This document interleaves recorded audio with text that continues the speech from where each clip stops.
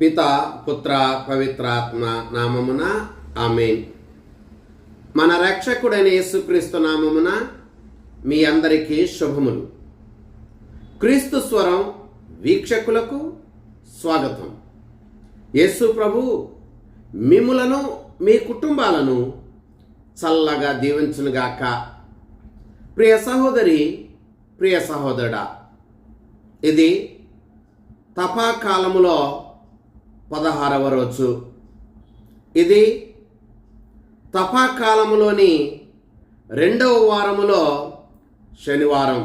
ప్రియ సహోదరి, ప్రియ సహోదరుడా, ప్రభు అయిన దేవుడు ఈ రోజున మనందరితో 2 దివ్య గ్రంథ పట్టణాల ద్వారా మాట్లాడుచున్నాడు. మొదటి పట్టణము మీకా గ్రంథము 7వ అధ్యాయము 14-15 వచనములు మరియు 18వ వచనం నుంచి 20వ వచనం వరకు. స్వార్థ పట్టణము లూకా స్వార్థ 15వ అధ్యాయము 1వ వచనం నుంచి 3వ వచనం వరకు మరియు 11వ వచనం నుంచి 32వ వచనం వరకు. ప్రియ సహోదరి, ప్రియ సహోదరుడా, ఈరోజు మనము స్వార్థ పట్టణంలో తప్పిపోయిన కుమారుని ఉపమానాన్ని మనం వింటున్నాం. ఈ తప్పిపోయిన కుమారుని ఉపమానములో ఉన్న తండ్రి దేవునికి సాదృశ్యముగా ఉన్నాడు. ఈ తప్పిపోయిన కుమారుని ఉపమానములో ఉన్న ఆ తప్పిపోయిన కుమారుడు పాపము చేత దేవుని ప్రేమ నుండి, దేవుని క్షమ నుండి, దేవుని కరుణ నుండి, దేవుని మంచితనము నుండి దూరమైన పాపులందరికీ సాదృశ్యముగా ఉన్నాడు. ఈ రోజున ప్రత్యేక విధముగా ఈ తప్పిపోయిన కుమారుని ఉపమానములో ఉన్న తండ్రి యొక్క గొప్పతనాన్ని, తండ్రి యొక్క ప్రేమను, తండ్రి యొక్క కరుణను, తండ్రి యొక్క క్షమాగుణాన్ని గురించి కాసేపు మనం ధ్యానం చేద్దాం. ప్రియ సహోదరి, ప్రియ సహోదరుడా, లూకా సువార్త 15వ అధ్యాయము 20వ వచనములో తప్పిపోయిన కుమారుని యొక్క రాకడ కోసం ఆ తండ్రి ఎదురు చూస్తూనే ఉన్నాడు. ఈ తండ్రి ఏ విధముగా అయితే తప్పిపోయినటువంటి ఆ కుమారుని యొక్క రాక కోసం, తిరిగి రావటం కోసం ఏ విధముగా అయితే ఆ తండ్రి ఎదురు చూస్తున్నాడో, పాపము చేత దేవుని నుండి దూరమైనటువంటి ప్రతి ఒక్కని యొక్క రాక కోసం దేవుడు కూడా అలాగే ఎదురు చూస్తూ ఉంటాడు. ప్రియ సహోదరి, ప్రియ సహోదరుడా, ఈ తపస్సు కాలంలో ఈ 16వ రోజున ప్రభువు మనకిస్తున్న సందేశం ఇది. ప్రభువు మన కోసం ఎదురు చూస్తూ ఉంటాడు. అయితే మనము ప్రభువు వద్దకు రావాలి. తప్పిపోయినటువంటి మనము తిరిగి ప్రభు వద్దకు రావాలి. తప్పిపోయిన కుమారుని ఉపమానములో తప్పిపోయినటువంటి ఆ కుమారుడు తండ్రి వద్దకు తిరిగి వచ్చినట్లే, మనము దేవుని నుండి దూరముగా వెళ్ళిపోయినట్లయితే ఆ తప్పును తెలుసుకుని మరలా మనం దేవుని చెంతకు తిరిగి రావాలి అనే ఈరోజు ఈ ఉపమానం మనకు తెలియజేస్తుంది. ఈ ఉపమానములో ఆ తప్పిపోయిన కుమారుడు తండ్రి నుండి దూరం వెళ్ళిపోయాడు. తన ఆస్తిని తీసుకుని దూరం వెళ్ళిపోయాడు. తన తండ్రి ప్రేమ నుండి దూరం వెళ్ళిపోయాడు. తన తండ్రి వద్ద ఉన్నటువంటి సౌకర్యాల నుండి దూరం వెళ్ళిపోయాడు. తన తండ్రి అనుభవించే ఆనందము నుండి దూరం వెళ్ళిపోయాడు. తన తండ్రి ఇంటి నుండి దూరం వెళ్ళిపోయాడు. అలా తండ్రి ప్రేమ నుండి, తండ్రి ఇంటి నుండి, తండ్రి సుఖ సంతోషం నుండి దూరముగా కుమారుడు వెళ్ళిపోయినా సరే 20వ వచనంలో మనం వింటున్నాం, ఆ తండ్రి కుమారుడు ఏదో ఒక రోజున తిరిగి వస్తాడు అనే నమ్మకంతో ఎదురు చూస్తూ ఉన్నాడు.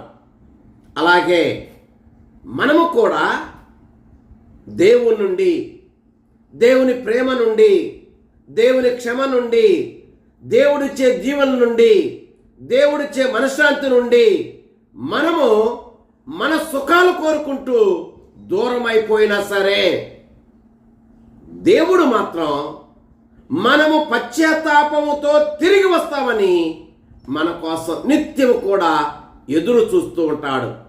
ఈ తపస్సు కాలంలో ప్రభువు నీ కోసం, నా కోసం, మనందరి కోసం మన పాపాల నుండి పశ్చాత్తాపడి తిరిగి వస్తామని ఎదురు చూస్తూ ఉన్నాడు. ప్రియ సహోదరి, ప్రియ సహోదరుడా, లూకా సువార్త 15వ అధ్యాయము 20వ వచనం ప్రకారం కుమారుడు దూరముగా ఉండగానే తండ్రి కుమారుని చూచి మనస్సు కరిగి పరిగెత్తుకుని వెళ్ళి కౌగలించుకుని ఆ కుమారుని ముద్దు పెట్టుకున్నాడు. తండ్రి మనస్సు కరగటం, కుమారుడు దూరంగా ఉండగానే తండ్రి కుమారుని చూడటం, పరిగెత్తుకుని వెళ్ళటం, కౌగలించుకోవటం, ముద్దు పెట్టుకోవటం తండ్రి యొక్క ప్రేమకు, క్షమకు నిదర్శనం. అంతగా ద్రోహం చేసిన ఆస్తి పంపకం అనేది తండ్రి చనిపోయిన తర్వాతే జరిగేటువంటి సాంప్రదాయం వాళ్ళది. అలా తండ్రి బ్రతికి ఉండగానే నా ఆస్తిని పంచి నాకు ఇచ్చేయని చెప్పి బలవంతముగా ఆస్తి పంపకం చేయించుకుని ఆస్తిని తీసుకుని వెళ్ళిపోయి పాడు చేసినటువంటి ఆ కుమారుడు తిరిగి రావటం చూచి, తండ్రే ముందుకు చూసి మనస్సు కరిగి పరిగెత్తుకుని వెళ్ళి కౌగిలించుకుని ముద్దు పెట్టాడు. ప్రియ సహోదరి, ప్రియ సహోదరుడా, మన విషయంలో కూడా దేవుడు అంతే. మనము ఒక్క అడుగు ప్రభువు వైపు మారు మనసుతో వేస్తే దేవుడు మన వైపు పరిగెత్తుకుని వస్తాడు. మన వైపు పరిగెత్తుకుని వచ్చినటువంటి ప్రభువు ఎందుకు ఇలా చేసేవని ప్రశ్నించడు. ఈ ఉపమానంలో తండ్రి కూడా ప్రశ్నించలేదు. తిరిగి వస్తున్నందుకు షరతులు పెట్టలేదు. కానీ ఏ షరతులు లేకుండా, ఏ వివరణ కోరకుండా ఆ తండ్రి మరల కుమారుని అంగీకరించినట్లే మనము గాని పశ్చాత్తాపముతో ప్రభు వైపు తిరిగి రావటానికి ఇష్టపడితే ప్రభు మనల్ని వివరణ కోరడు, షరతులు పెట్టాడు. ఈ తండ్రి లాగానే మనల్ని కూడా ప్రేమిస్తాడు. మనం ఒక్క అడుగు వేస్తే ప్రభు మన వైపు పరిగెత్తుకుని వస్తాడు. ఈ ఉపమానంలో కుమారుడు నడుచుకుంటూ వస్తూ ఉంటే తండ్రి మాత్రం నడుచుకుంటూ వెళ్ళలా, పరిగెత్తుకుని వెళ్ళాడు. మన విషయంలో దేవుడు చేసేది కూడా అదే. ప్రియ సహోదరి, ప్రియ సహోదరుడా, తప్పిపోయిన కుమారుడు తండ్రి ఇంటికి, తండ్రి వద్దకు తిరిగి వస్తే తండ్రి మాత్రం వెంటనే అతనికి మేలిమి వస్త్రాలను తొడిగించాడు, కాలుకి చెప్పులు వేయించాడు, వ్రేలికి ఉంగరాన్ని తొడిగించాడు, గొప్ప విందు చేశాడు. మనము కూడా ఈ తపస్సు కాలంలో పశ్చాత్తాప హృదయంతో తిరిగి రావాలనేది దేవుని కోరిక. మనము కూడా పశ్చాత్తాప హృదయముతో దేవుని వద్దకు తిరిగి వస్తే మేలిమి వస్త్రాలను మనకి ధరింపచేస్తాడు, మన వ్రేలికి ఉంగరాన్ని ధరింపచేస్తాడు, మన కాళ్ళకు చెప్పులను ధరింపచేస్తాడు. గొప్ప వేడుకను మన విషయంలో ఆయన జరిపిస్తాడు. నెంబర్ 1, మేలిమి వస్త్రాలు.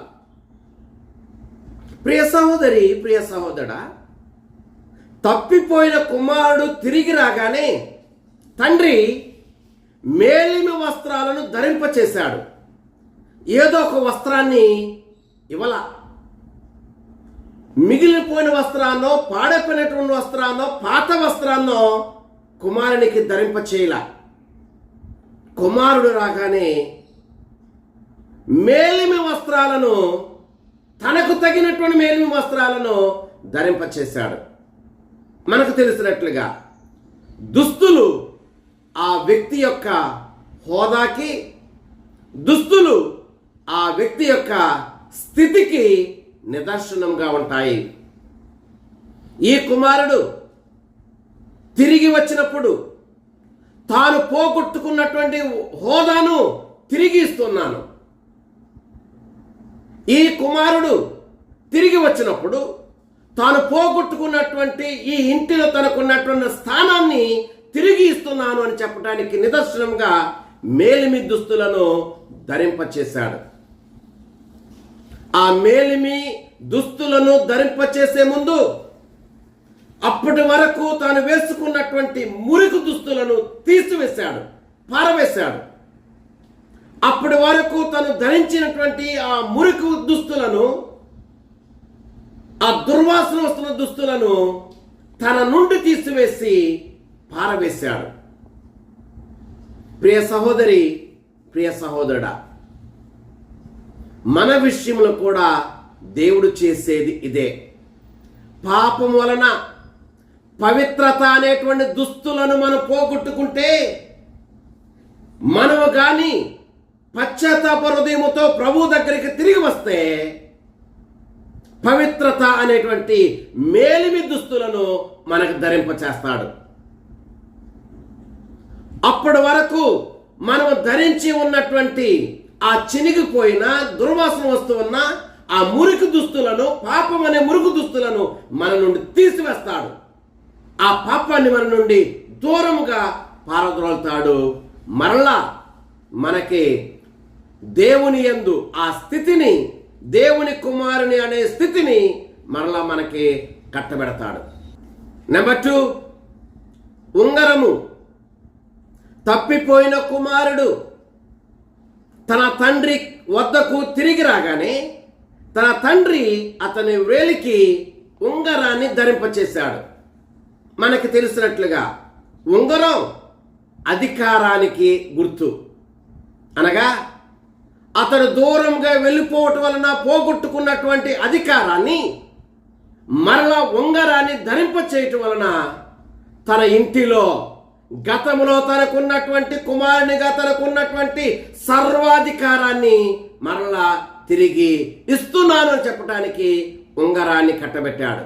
మన విషయంలో కూడా దేవుడు చేసేది అదే.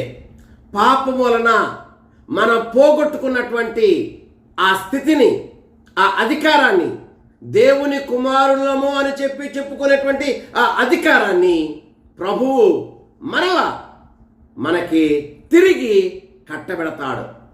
నెంబర్ 3, చెప్పులు. ఆనాటి కాలంలో కేవలం స్వతంత్రులు మాత్రమే చెప్పులను ధరించి తిరిగేవారు. బానిసలు మాత్రం చెప్పులు ధరించకూడదు. చెప్పులు ధరించే యోగ్యత, అర్హత బానిసలకు లేదు. కుమారుడు తిరిగి రాగానే కుమారునికి చెప్పులు తొలగించాడు. కారణం, ఇక నీవు బానిసవి కాదు, నీవు స్వాతంత్రుడివి. సేవకునిగా పరిగణించు అని చెప్పేసి అడగటానికి నువ్వు వస్తున్నావు. నీవు సేవకుడు కాదు, బానిసవు కాదు, నా సొంత కుమారుడివి. నీవు గతంలో ఏ విధంగా అయితే స్వతంత్రుడిగా ఈ ఇంటిలో ఉన్నావో, తిరిగావో, అనుభవించావో, ఈనాటి నుండి మరలా నీకు దాన్ని కట్టబెడుతున్నానని చెప్పటానికి చెప్పులను ధరింపచేసినట్లే మన విషయంలో కూడా పాపం వలన సాతానికి మన బానిసలమవుతూ ఉంటే, మనం ఎప్పుడైతే పశ్చాత్తాపంతో తిరిగి వస్తామో ఆ బానిసత్వము, పాపం అనే బానిసత్వము నుండి మనకు విడుదలనిచ్చి దేవుని పుత్రులమైనటువంటి స్వాతంత్రాన్ని ప్రభు మనకి తిరిగి ఇస్తాడు. నెంబర్ 4, విందు. కుమారుడు తిరిగి రాగానే ఎంతో ఆనందంగా, ఎంతో సంతోషంగా విందును చేయించాడు. విందు ఆనంద సంతోషాలకు నిదర్శనం. తండ్రి పొందినటువంటి ఆనందం ఇంత అంత వర్ణనాతీతము. అలాగే మన విషయంలో కూడా మనం ఎప్పుడైతే పశ్చాత్తాపముతో ప్రభు వద్దకు తిరిగి వస్తామో ఆ ప్రభుని యొక్క ఆనందం వర్ణనాతీతం. మనం ఎప్పుడైతే పశ్చాత్తాపంతో తిరిగి వస్తామో పరలోకంలో గొప్ప ఆనందం కలుగుతుంది, వేడుక కలుగుతుంది. మనం ఎప్పుడైతే తిరిగి ప్రభు వద్దకు తిరిగి వస్తామో పరలోకములో ఉండే దేవదూతలు సంతోషిస్తారు. మన విషయంలో కూడా ప్రభు అదే విందును ఏర్పాటు చేస్తాడు. కనుక ఈ తపస్సు కాలములో ఈ 16వ రోజున మనము మన పాపము నుండి పశ్చాత్తాపడి మారు మనసుతో ప్రభు వద్దకు తిరిగి రావటానికి ప్రయత్నం చేస్తాం. ఆ ప్రభువు మనలను, మన ప్రయత్నాలను చల్లగా దీవించునుగాక. ఆమేన్. పిత, పుత్ర, పవిత్రాత్మ నామమున ఆమేన్.